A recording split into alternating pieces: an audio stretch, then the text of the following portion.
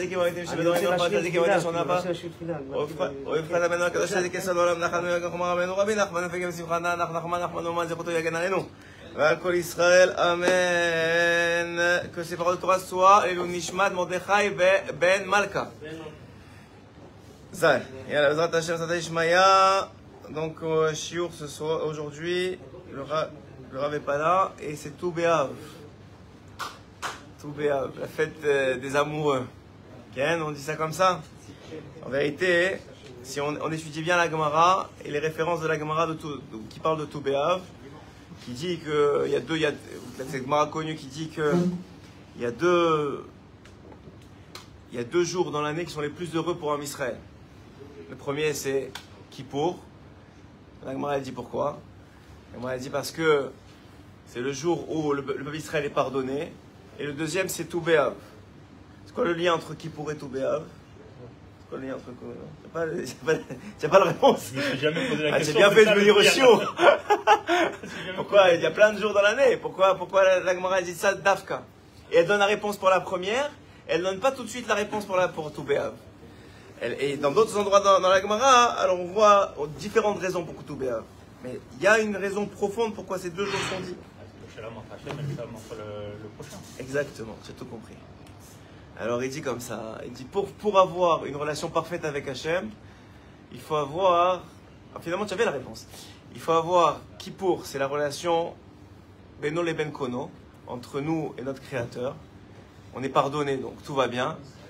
Et c'est quoi les différentes raisons que la Gemara rapporte que Tou B'Av c'est un jour si exceptionnel? Alors une des raisons les plus importantes, c'est parce que c'était le jour où en Israël on recommençait à se marier tribu entre tribus, les uns avec les autres. Et on sait que le mariage c'est à la fois la plus grande source de marloquette dans la vie d'un homme, mais ça peut être aussi la plus grande source d'amour et de shalom bayit et de bonheur quand tu atteins le vrai shalom. Les grands tzadikim, ils ont atteint le shalom avec leurs femmes. Alors on comprend de là que Dafka, on parle ici de la relation entre, oui bien sûr je sais, la relation entre l'homme et son prochain, et qui commence d'abord par sa femme.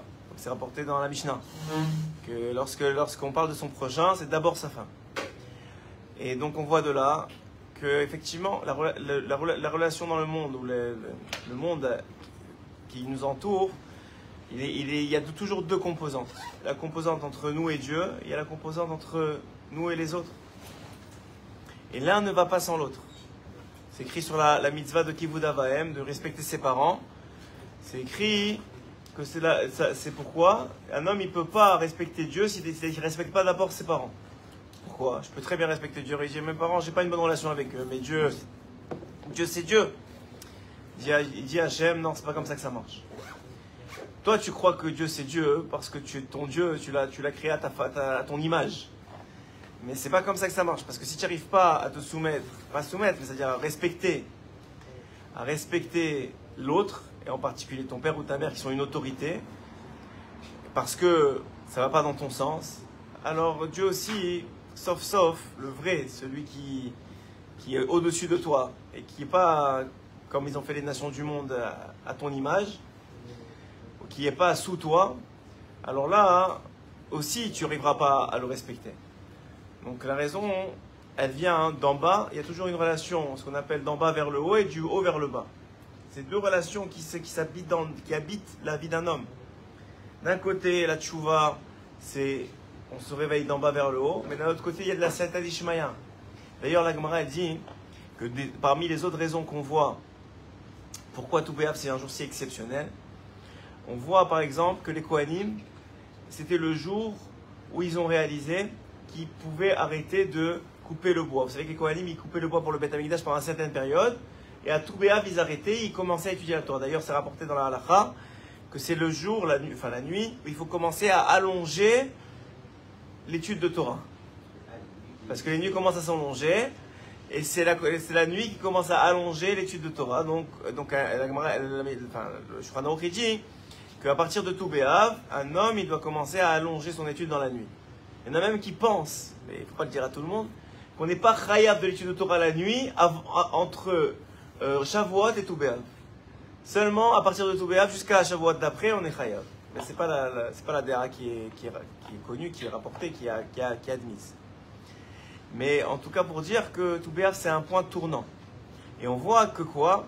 Ils ont réalisé, même pour le mariage, c'est-à-dire ils ont doresh un pasouk, ils ont compris un pasouk de la façon, à ce moment-là, qu'ils ont dit ah c'est bon, on peut commencer à se marier.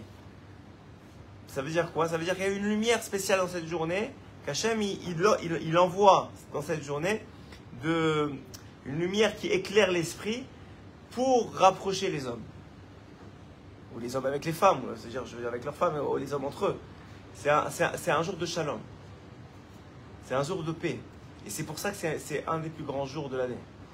De la même façon que Kippour, c'est un jour de paix entre nous et Hachem, un jour de shalom entre nous et Hachem, tout Béav, c'est un jour de shalom entre nous et autrui. C'est pour ça que vous allez avoir un grand Yetzer Hara avec votre femme aujourd'hui. Un jour, l'année dernière, je crois que tout Béav, c'était un vendredi. J'ai un ami à moi, vendredi soir, il arrive en retard à la Tfila. Mais tu le vois que il m'a rien dit, mais tu vois sur ses panimes qu'il a passé une journée catastrophique. Alors je vais le voir entre Mincha et vite. Je lui dis ça va? Il dit ouais ça va. Je dis toi tu as un problème avec ta femme aujourd'hui. Je dis comment tu sais? Je dis c'est tout Béav. Je dis que ça a à voir. Il m'a dit je me suis jamais autant énervé avec elle. Je dis c'est tout Béav, il y a Yetzer Hara. Parce que c'est un jour de shalom. Chaque fois qu'il y a une mitzvah, chaque fois qu'il y a une lumière d'Hachem, le Yetzer Hara ne veut pas que tu atteignes cette lumière. Il ne veut pas que tu y aies accès. Donc il y a un Yetzer Hara qui est plus grand. C'est écrit que quand le Yetzer Hara il rentre dans l'homme à la naissance, c'est Machloket dans la Gemara entre Rabbi Yehuda et Antonin. Et Antoninus il avait raison dans la Gemara qu'il rentre à partir de la naissance. Et quand est-ce que rentre le Yetzer Hara Tov dans l'homme? À partir de 13 ans. Alors tu vas me dire normalement, tu vois qu'à partir de 13 ans, c'est plus facile pour la personne, l'enfant, de faire des mitzvot. Tu vois que c'est pas le cas. Pourquoi? Parce que c'est vrai qu'il est rentré à partir de 13 ans le Yetzer Hara. Mais quand le Yetzer Hara Tov il rentre, il augmente de niveau. Il compense. Donc c'est encore un plus grand Yetzer Hara. Okay? Ça c'est ce qu'on apprend ici. Donc je voulais aujourd'hui, puisque c'est tout Béav, c'est une journée très importante, c'est aussi la Iloula pour les Marocains de Rabbi Amran Ben Diwan. C'est Chouto Yagan Aleno. Rabbi Amran, c'était un tzaddik extraordinaire. Il y a une grande histoire sur lui qui est passé au Maroc. Il s'est sacrifié pour les Marocains. Il a été enterré là-bas. Et il y a des miracles sur son kéver. Moi, j'ai vécu 18 ans au Maroc. Alors, tous les ans, on allait chez Rabbi Amran Ben Diwan à Ouazan. Et je devais avoir 11-12 ans. Je me rappelle encore de la prière que j'ai faite sur son kéver. J'ai comme un flash comme ça dans ma tête. On a vu plein de miracles chez lui. Plein de miracles. Il y a un arbre comme ça qui est au-dessus de lui, qui brûle jamais. Et malgré qu'ils allument des bougies, des trucs, des machins, la fumée elle monte et l'arbre il bouge pas. Et bon, il y a Baruch Hashem des grands tzadikim. Donc comme c'est tout Béav, et que c'est censé être, on a dit le jour du shalom, le jour de l'amour, alors je voulais apporter une vision de la hava, de l'amour, mais du côté de la Torah, du côté de Rabbeinu, du côté pas que de ce qu'ils font là avec leurs singes, je sais pas quoi là, et leurs histoires et leurs créations. Alors, pour comprendre ça, on va d'abord commencer par le Sefer Amidot de Rabbi Nachman, qui dit la chose suivante. Ahavat Isha le Baala, l'amour d'une femme pour son mari. Nikar Bazvuvim Vitushim Shebabayit. C'est incroyable comment il dit les choses de toute façon. Il dit si tu vois beaucoup de mouches et de Zvuvim, de Vitushim et de bêtes dans la maison, sache qu'il n'y a pas de Shalom Bayit à la maison. Normalement, s'il y a du Shalom Bayit, ça protège de tous ces insectes-là. La mouche est comparée au Yetzer Hara aussi. Chazak, c'est pas ce qui est écrit, mais tu as raison. La Gemara, elle dit que le Yetzer Hara ressemble à la mouche parce que la mouche, elle te lâche jamais. Elle vient là, elle revient. Quand elle est en ligne de mire, tu peux l'envoyer 1000 fois, elle se fatigue pas. Elle lâche pas, elle revient. Exactement comme le Yetzer Hara.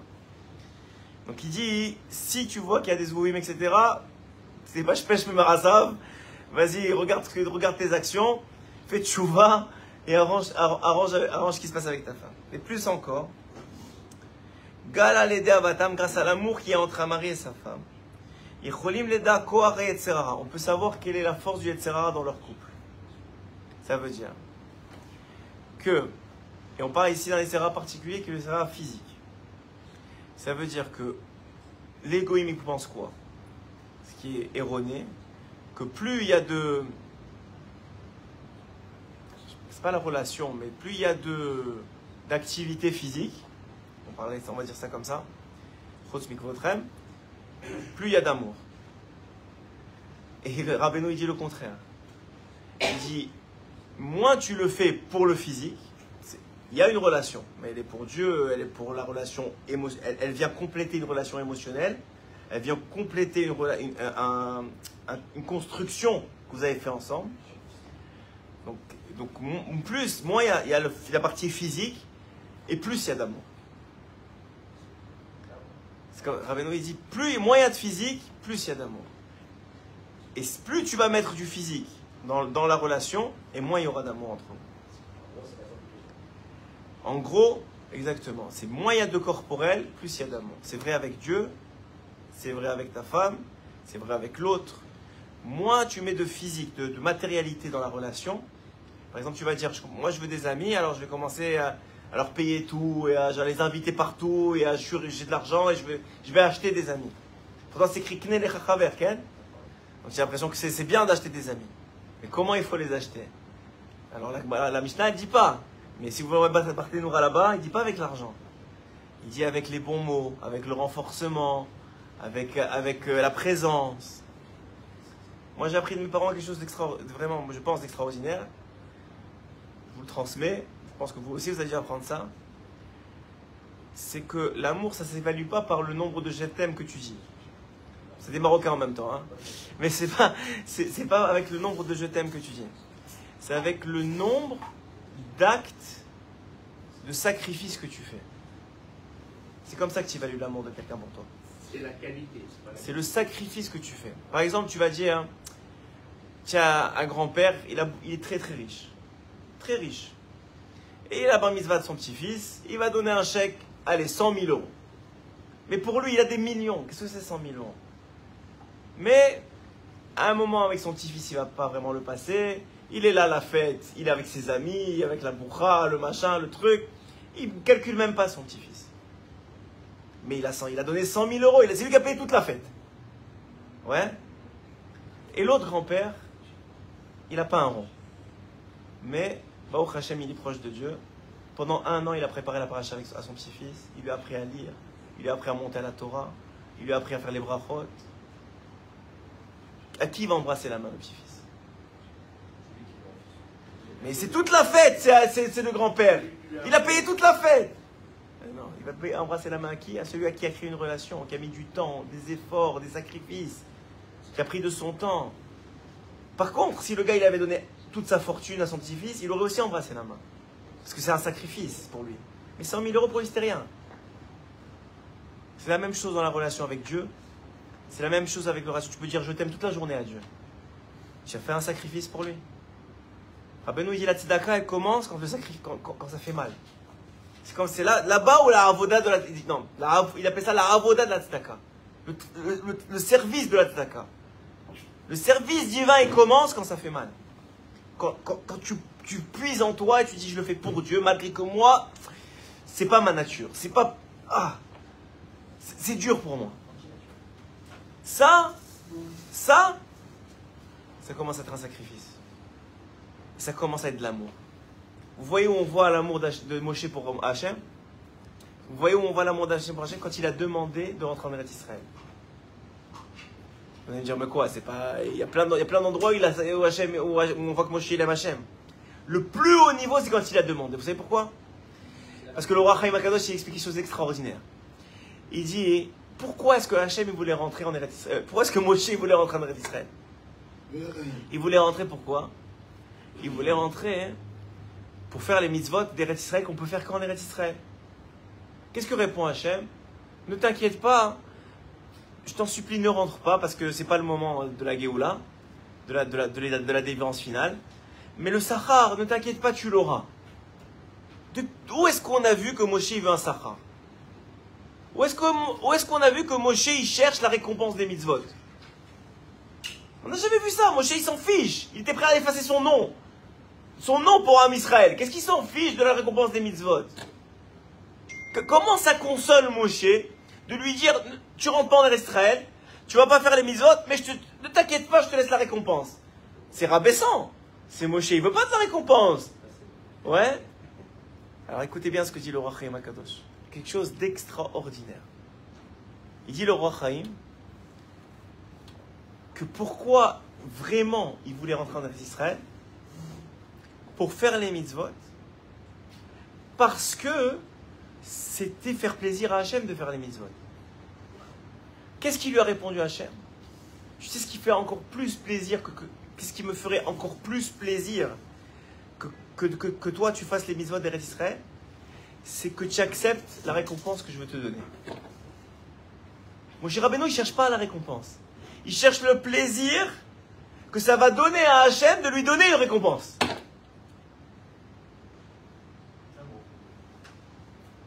Ça, c'est de l'amour. Moshe, c'est dur pour lui. Je ne veux pas de la récompense. Mais si ça te fait plaisir, je suis prêt à l'accepter. Ça, c'est de l'amour. Il dit Rabbeinu en 2 lignes. Il te dit, tu veux de la Ahava, ça prend du sacrifice, ça prend du travail sur toi. Avec ta femme, ça prend de te détacher de l'aspect physique. Avec ta famille, ça prend de faire des efforts de prendre sur ton temps de travail, sur ton temps de truc, sur machin, sur ton plaisir personnel, sur tes amis, sur ta Torah. Pour ta famille, pour prendre du temps pour eux. De Dieu, ça prend de te lever les hanettes, ça prend de te réveiller dans la nuit, de prendre sur ton sommeil, ça prend de faire des choses que tu n'as pas envie de faire. Pour Dieu. Ça, c'est de l'amour. Là, on commence à parler d'amour selon la Torah. Alors que quoi? Alors que chez les goïms, c'est qui a le plus beau cadeau, qui lui a fait le plus beau truc, qui lui a payé le machin. Chez nous, c'est pas comme ça. Tu vois, chez l'enfant, moi je l'ai vu personnellement il y a quelques temps, l'enfant, il n'a pas d'intérêt. Tout de suite, il va vers celui qui a sacrifié le plus pour lui. Sans savoir que c'est de l'amour. Il va respecter plus, tout de suite, celui qui a sacrifié plus pour lui. Et c'est pour ça que d'ailleurs l'enfant, il est souvent plus proche de sa mère que de son père. Parce qu'il voit, il sent que sa mère, elle sacrifie plus que son père. Dis-moi quoi, qu'est-ce que tu as posé? C'est plus de la reconnaissance. C'est pas, oui, c'est un souk de reconnaissance. Mais c'est ça de l'amour. Ça veut dire, c'est la hava qui crée de la hava. Regarde ce qu'il dit Rabbeinu ici. Il dit que celui... Attendez, il dit que chez Techazek et Adam, quand tu prends sur toi de renforcer un autre juif, ou n'importe quoi, un autre homme, dis pas un juif, un autre homme, ok? Ba'avodat Hashem, dans le service divin. Toi, tu viens chez un homme, et sincèrement, pas pour toi, ou pour gagner des mitzvot, ou pour gagner un olam haba. Tu viens, tu vois un gars qui est pas bien, tu lui dis, tu veux étudier avec moi, tu prends du temps, alors que tu as autre chose à faire. Tu viens, tu le renforces, tu lui parles de Dieu, tu lui apprends quelque chose, ok? Alors quand tu fais ça, Hu yohav otra, il t'aimera. Qu'est-ce que ça va voir maintenant? Je l'ai pris, je l'ai renforcé. Qu'est-ce que ça va voir? Il va m'aimer. Pourquoi il va m'aimer plus? Parce que je l'ai renforcé. Parce que tu as pris du temps pour lui, parce que tu as sacrifié quelque chose pour lui. Et grâce à ça, tu peux ne pas lui donner sourire. Peut-être que c'est difficile, ça va être compliqué, mais il va t'aimer. Ton rave, tu dois avoir un amour pour lui, sinon c'est pas ton rave. Si tu n'aimes pas ton rave, c'est pas ton rave. Un jour, Rabbi Nathan, il était avec Rabbi Nathalie chez Rabbi Levitrek de Berdichov. Et il y avait je n'ai même pas envie de dire son nom, un soi-disant rave qui était négad Rabbeinu. Toute la journée, il faisait du lachon hara sur Rabbeinu. Il était à la même table. Il a voulu commencer à parler de Rabbeinu en mal devant Rabbi Nathan et Rabbi Nathalie, que tout le monde savait que c'était les élèves de Rabbeinu. Et tout de suite, Rabbi Yisraël, il a compris. Et avant qu'il ouvre la bouche, il a dit, en tout cas, Rabbi Nathan, il y a une chose que je peux dire sur ton rave, c'est que j'ai jamais vu des élèves qui aiment autant leur rave. J'ai jamais vu des élèves, tu vois, c'est Emet. J'ai jamais vu des élèves qui aiment autant leur rave. Alors, et le Rav, l'autre là, le Neged, il voulait parler, il avait la gauche coupée. Il a dit quoi? Si Rabbi Yitzhak il dit comme ça, je peux pas parler maintenant. Ça les gante. Mais qu'est-ce que ça veut dire? Ça veut dire qu'il n'y a pas un Rav qui a autant sacrifié pour ses élèves. C'est pour ça qu'on aimait tellement Aaron à Cohen. C'est écrit que sur Aaron, tout le monde a pleuré. Sur personne d'autre, tout le monde a pleuré. Sur Aaron, tout le monde a pleuré. C'est le seul dont la date est écrite dans la Torah, la date de Niftar. Ouais, Myriam, c'est pas écrit. Moshe, c'est pas écrit. On l'a déduit dans la Gemara. Le seul que c'est écrit, c'est Aaron à Cohen. Pourquoi? Parce qu'il s'est sacrifié. Moshe aussi. Mais les gens, ils ont senti le sacrifice dans leur shalom bayit, dans leur vie, grâce avec Aaron. Il faisait le shalom entre lui et lui, entre lui et sa femme, entre lui et son partenaire, entre lui et son copain, entre lui et son pravruta. Il s'est mis dedans. Quand tu fais ça, hein, on t'aime. Quelqu'un qui amène le shalom autour de lui. Quelqu'un qui s'éloigne de la marloquette et qui éloigne les autres de la marloquette. Imagine, toi, maintenant, tu es en marloquette avec ta femme. Il y a un gars qui arrive. Non, mais Chanemi, c'est un rave encore mieux, qui vient et qui lui redonne à ta femme l'amour qu'elle a pour toi. Combien tu vas être reconnaissant? Combien tu vas l'aimer, cet homme-là? Qui fait qu'au lieu de passer un Shabbat dans les cris et dans les histoires, tu passes un Shabbat tu fais grandir tes enfants dans la doucha de Shabbat. Vous savez que c'est rapporté, c'est rapporté dans le Shulchan Aruch, et même dans le Zohar HaKadosh, au nom du Shulchan Aruch, en vérité, le Mekor, c'est le Zohar, qui dit que s'énerver, c'est-à-dire la colère pendant Shabbat, c'est neged, c'est-à-dire c'est équivalent, c'est keneged, c'est équivalent. Non, c'est aussi d'idolâtrer la colère. C'est la Gemara qui le dit. Mais le Zohar, il dit, c'est équivalent à Shabbat à allumer le feu. Il sormi la Torah. Celui qui s'énerve à Shabbat, il allume le feu. Il allume le feu. Quelqu'un, il vient et il fait en sorte que tu t'énerves pas à Shabbat. Il fait en sorte de ramener l'amour et le shalom entre toi et ta femme. Tafka, si on peut dire une chose sur le Rav, c'est qu'il fait ça toute la journée. Ça, il n'est pas là, on peut dire. C'est une louange extraordinaire. Et je pense que c'est une des... Ça et le Kohelel, c'est une des sources de Hatzlacha qu'il a. Faire le shalom entre un homme et sa femme, c'est l'une des plus belles choses. Parce que c'est écrit que quand tu fais le shalom entre un homme et sa femme en bas, tu rapproches Hachem et la Shrina en haut. Vous savez que la Shrina, c'est la partie féminine d'Hachem. Et qu'elle est séparée depuis la faute d'Adam Rishon. Et que ça a été depuis la destruction du temple après, tout ça, etc. Mais depuis la faute d'Adam Rishon, la Shrina et Hachem ont été séparés. À chaque fois que tu fais le shalom entre un juif et son prochain, à chaque fois que tu fais en particulier le shalom, on a dit le prochain, c'est d'abord à sa femme. Entre un homme et sa femme, tu rapproches la Shrina d'Hachem. Et il n'y a pas un plus grand plaisir pour Akadosh Baruch Hu. Non, il y a un plus grand plaisir, il dit Rabbi Nathan, c'est la tefila d'un juif pour lui. Mais dans ce monde, entre deux personnes, il n'y a pas. Il n'y a pas.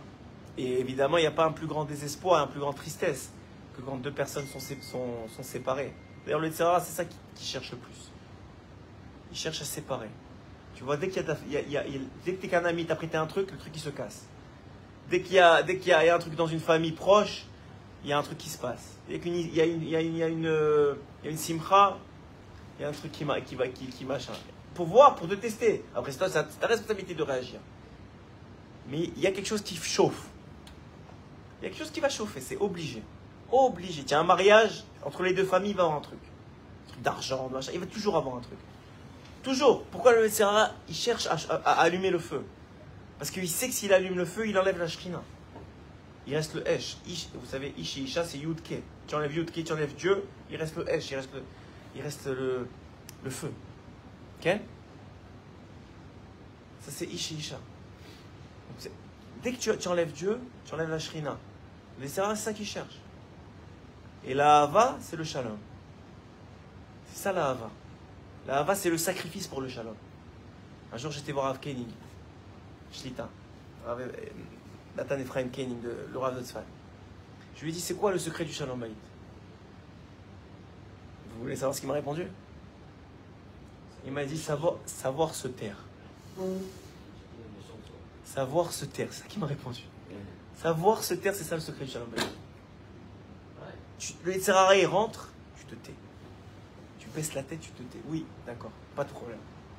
Les Marocains ils te disent quoi? Mais elle va t'écraser, mais ça va pas, mais jamais tu peux faire ça.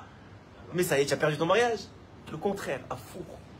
C'est pas elle, c'est les Tzerara qui est rentrée. C'est pas elle. Une femme, elle t'a marié, elle t'aime. Tu crois qu'elle va passer sa vie, elle va te donner des enfants, passer sa vie avec toi parce qu'elle t'aime pas. Elle t'a marié, c'est pas parce qu'elle t'aimait. Ou bien elle t'a marié pour l'argent, pour d'autres raisons, mais là, c'est toi qui es bête de l'avoir marié comme ça. Mais si elle t'a marié, c'est parce qu'elle t'aime. Donc si maintenant vous avez des marloquettes, c'est parce qu'il y a des Tzerara dedans. Parce que la source, c'est l'amour que vous aviez ensemble. Donc, c'est pas elle. Tais-toi devant les Tzerara, laisse-le passer, et tout ira bien. Il m'a dit, le secret, mais c'était incroyable, il a dit tellement avec pchitout, avec simplicité. Genre, c'est normal, genre, savoir se taire. Genre, savoir se taire. Ah, c'est quoi, tu me demandes, on dirait, tu me demandes pas le secret du monde, là. C'est un truc normal. Pourquoi? Parce que l'amour, c'est le shalom. C'est pour ça qu'il a dit les zvouvim. Les zvouvim, c'est aussi la marloquette. Tu vois que si les zvouvim, c'est qu'il y a de la marloquette. Il y a du yetzerara. Il y a de la, donc, s'il y a de la marloquette, si tu arrives à avoir le shalom, c'est qu'il y a de l'amour. Chazak ou Baro. Donc vous voyez ici, Mamash, que c'est un jour propice pour qu'il y ait de l'amour et du shalom dans l'Am Israël. Entre nous. Et que pour ça, il faut savoir faire des sacrifices. Sacrifier son nefesh habehemi pour Dieu, pour l'autre, pour tous ceux qui ont besoin. Amen.